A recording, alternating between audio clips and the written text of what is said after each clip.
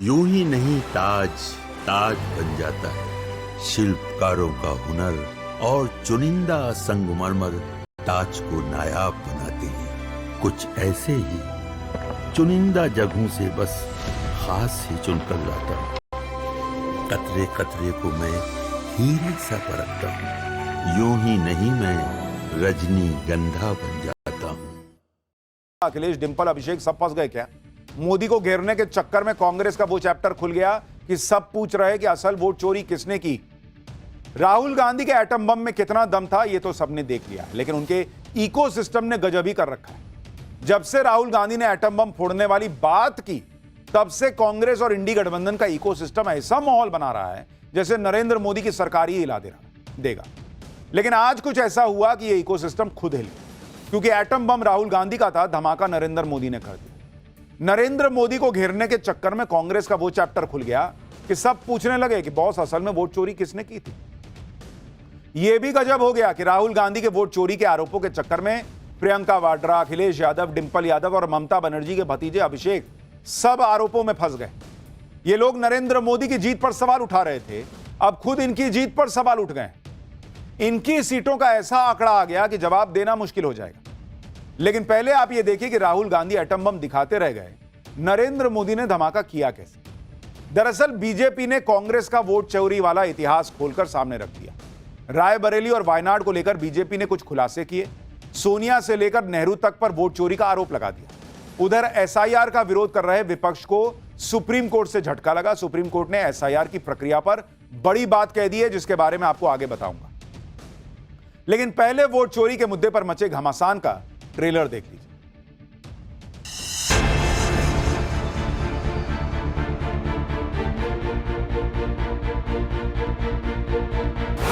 अभी पिक्चर बाकी है। कल कुछ कांग्रेस के लोग कह रहे थे राहुल गांधी जी और विपक्ष के नेताओं ने बवंडर खड़ा किया। अरे भाई, बवंडर नहीं, बलंडर है। ये सारे नाम रायबरेली के हैं। राहुल जी को कभी ये नाम नहीं दिखे, सोनिया जी को कभी ये नाम नहीं दिखे।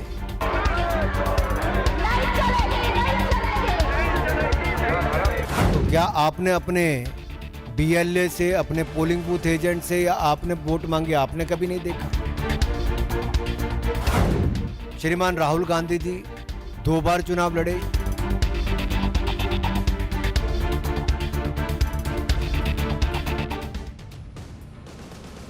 राहुल गांधी ने वोट चोरी के आरोप तो लगा दिए, लेकिन अब तक सबूत ऐसे नहीं दे पाए कि वोट चोरी जो है वो हुई है, ये साबित कर सके। और अगर हुई है तो कैसे हुई, क्योंकि वोटर लिस्ट में डुप्लीकेट वोटर दिखा देने, एड्रेस में गड़बड़ी है, किसी का डेट ऑफ बर्थ मान लीजिए गलत है, इससे वोट चोरी साबित नहीं होगी ना बॉस।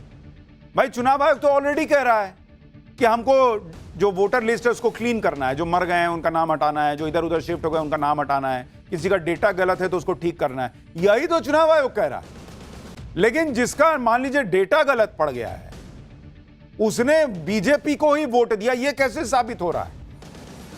लेकिन ये लोग इस बात पर माहौल बना रहे हैं कि किसी वोटर का एड्रेस में अगर मकान नंबर 0 है तो इसका मतलब वोट चोरी हुआ है। लेकिन हमने आपको पाठशाला में रायबरेली का केस खोल के दिखाया था कि वहां पर भी कई वोटर्स के एड्रेस में मकान नंबर 0 है। तो क्या राहुल गांधी वोट चोरी करके रायबरेली में जीते हैं, या सोनिया गांधी इतने सालों से वोट चोरी करके जीत रही थी? हमने जो बात पाठशाला में आपको बताई, उसकी चर्चा पूरे देश में हो रही है। देश की राजनीति में भी इसकी चर्चा गजब है कि आज बीजेपी एक लिस्ट निकाल कर ले आए। उसमें राहुल गांधी की सीट रायबरेली ही नहीं थी, प्रियंका की सीट वायनाड थी, अखिलेश यादव और डिंपल यादव की सीट, सबके आंकड़े उन्होंने रख दिए। बीजेपी कह रही है कि रायबरेली से राहुल गांधी चुनाव जीते। यहां 2,89,000 संदिग्ध वोटर हैं। इसमें से 19,512 वोटर डुप्लीकेट हैं और 71,977 वोटरों के पते फर्जी थे। 92,747 वोटर एक साथ जोड़े गए।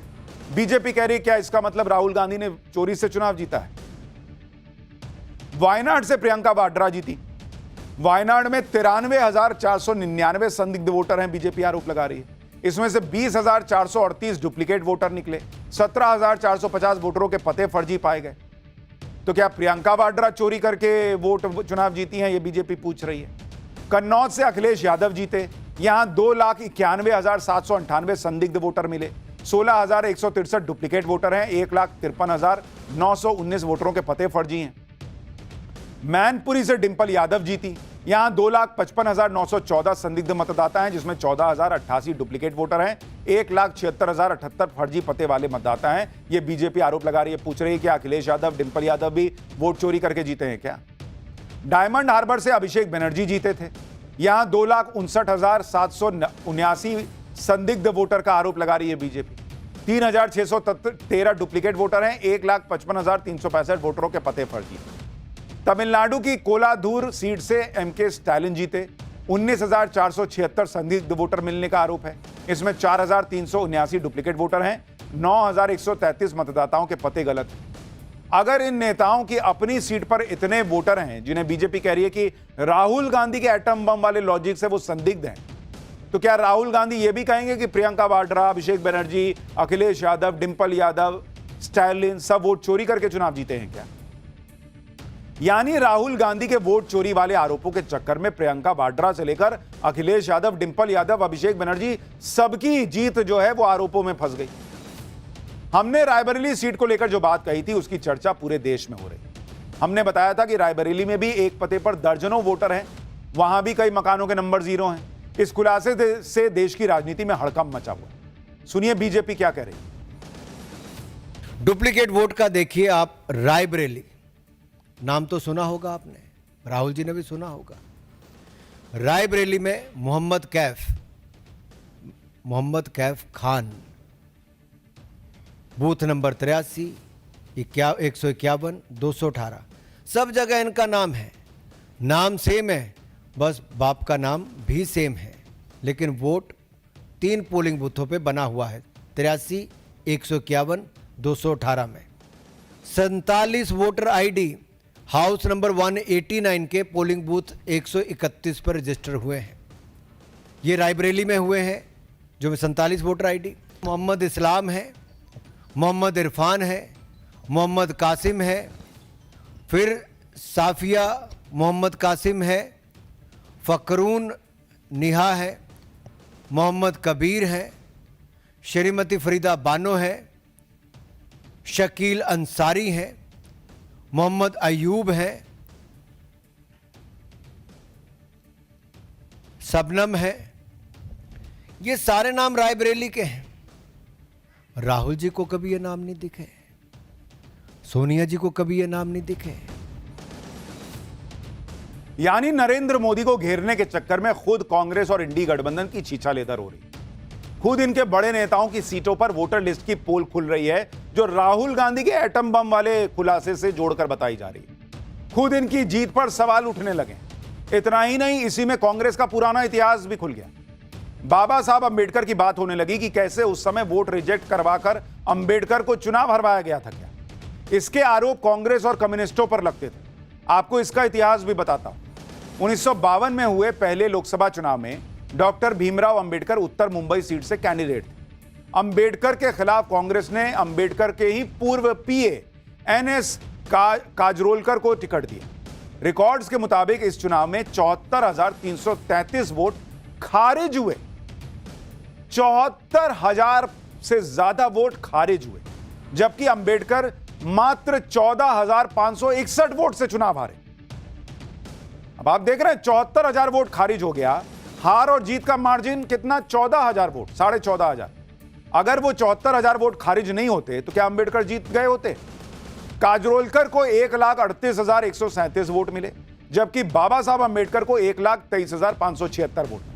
21 अप्रैल 1952 को अंबेडकर ने चुनावों में धांधली का आरोप लगाते हुए 18 पेज की बकायदा याचिका दायर की थी और चुनावी नतीजों को चुनौती दी थी अंबेडकर ने।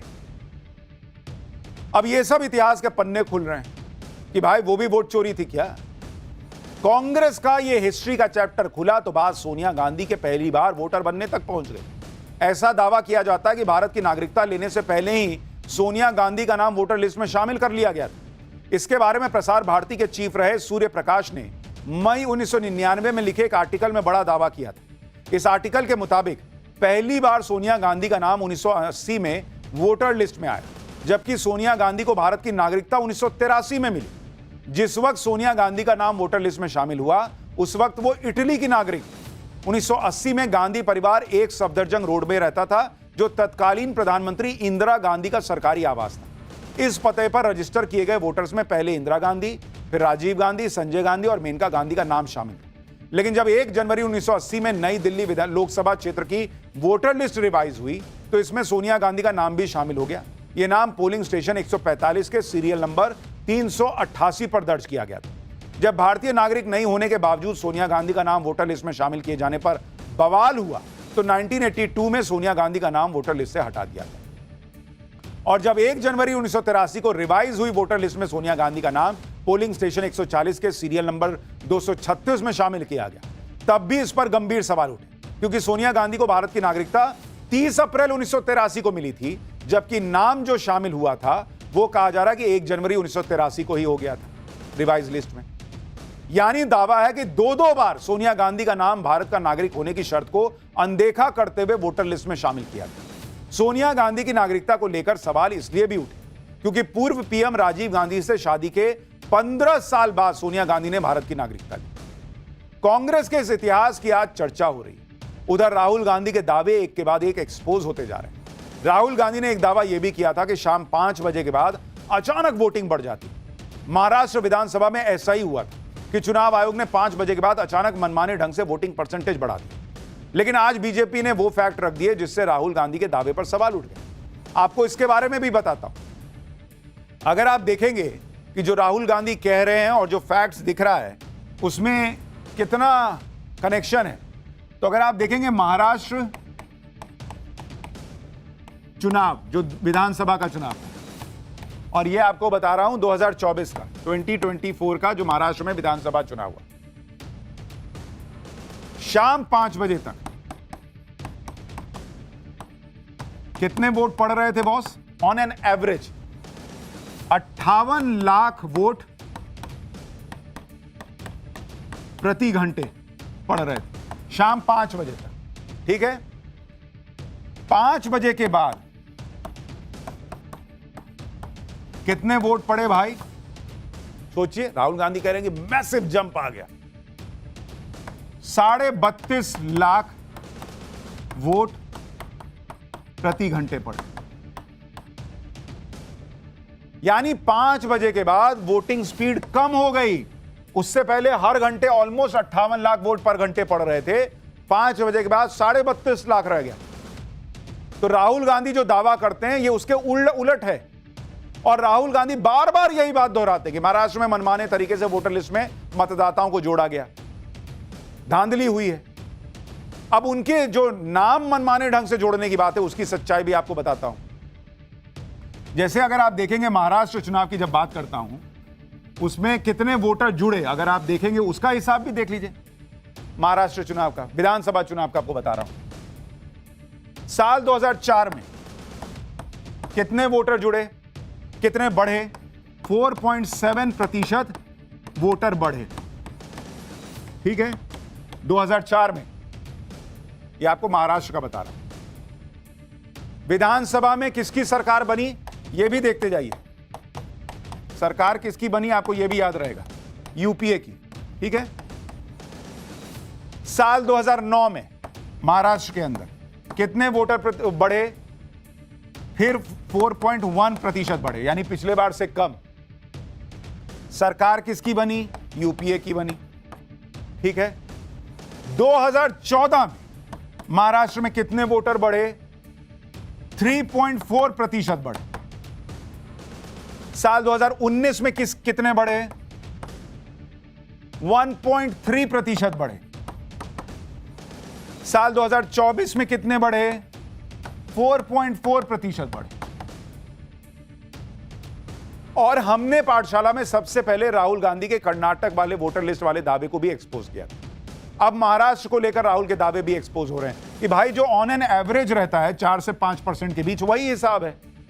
और वोटर प्रतिशत बढ़ने का कई चीजें मैटर करती है ना भाई। उस समय कितने युवा जो हैं वो वोटिंग की जो उनका अधिकार है उस दायरे में आ रहे हैं, कितने लोग इधर से उधर शिफ्ट हो रहे हैं, बहुत सारी चीजें हैं।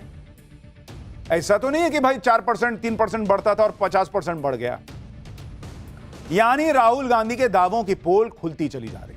वहीं एसआईआर के मुद्दे पर सुप्रीम कोर्ट से भी आज विपक्ष को झटका लगा। बिहार में हो रहे वोटर वेरिफिकेशन के खिलाफ राहुल गांधी समेत पूरा इंडी गठबंधन प्रोटेस्ट तो जमकर कर रहा है, लेकिन सुप्रीम कोर्ट में याचिका भी लगाई गई है कई एजेंसियों की तरफ से, कई संस्थाओं की तरफ से। पर आज सुप्रीम कोर्ट ने एसआईआर के मुद्दे पर वो कह दिया जो इंडी गठबंधन के लिए झटके से कम नहीं। सुप्रीम कोर्ट ने एसआईआर को वोटर फ्रेंडली बताते हुए कहा कि चुनाव आयोग ने वेरिफिकेशन के लिए 11 में से सिर्फ कोई एक डॉक्यूमेंट मांगा है, जबकि पहले छोटे से वोटर रिवीजन में 7 डॉक्यूमेंट मांग लिए जाते थे। मांगे जा रहे डॉक्यूमेंट की लिस्ट सरकारी विभागों के फीडबैक के बाद बनाई गई है, जिससे ज्यादा से ज्यादा लोगों के पास डॉक्यूमेंट की उपलब्धता हो। एसआईआर की प्रक्रिया में डॉक्यूमेंट बढ़ाने का मकसद ज्यादा से ज्यादा मतदाताओं को वोटर लिस्ट में बनाए रखना है। एसआईआर वोटर फ्रेंडली है, यह सुप्रीम कोर्ट कह रहा है, मतदाताओं को बाहर निकालने के लिए नहीं है। सुप्रीम कोर्ट ने यह भी कहा कि मतदाता सूची को एक जैसा या स्थिर नहीं रख सकते, इसमें संशोधन होना ही चाहिए। सुनवाई के दौरान याचिकाकर्ता के वकील ने कहा कि वोटर लिस्ट से मतदाताओं को अवैध तरीके से निकाला जा रहा है, उनको फिर से शामिल करना हो। इस पर सुप्रीम कोर्ट ने कहा कि जो लोग मर गए हैं उनको शामिल करने की बात मत कीजिए। सुनवाई के दौरान वकील प्रशांत भूषण ने राहुल गांधी की प्रेस कॉन्फ्रेंस का भी जिक्र किया। इस पर सुप्रीम कोर्ट ने कहा कि